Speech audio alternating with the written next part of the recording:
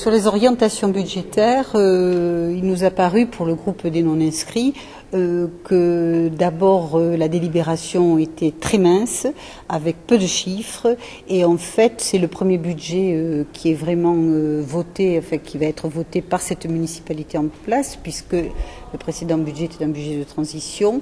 mais force est de constater qu'avec le passage à la communauté urbaine, la présentation de ces orientations budgétaires était assez légère. Alors la suppression de la taxe professionnelle, je vais reprendre ce qui se dit en général, c'est qu'effectivement, même François Mitterrand le disait, c'était un impôt imbécile par rapport à la charge des entreprises, sauf que cette taxe professionnelle, l'inquiétude des élus, et je la comprends et je la partage, et que cette taxe professionnelle ne va pas, au-delà de 2010, on ne sait pas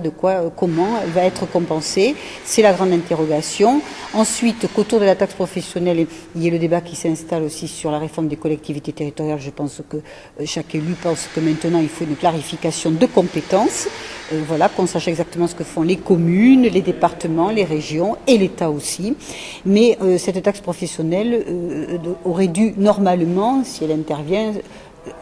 intervenir après la réforme des collectivités territoriales. Alors là, il y a un passage en force de la part du président de la République, même si tout ce qu'il dit n'est pas faux, hein, le millefeuille, les strates qui s'accumulent,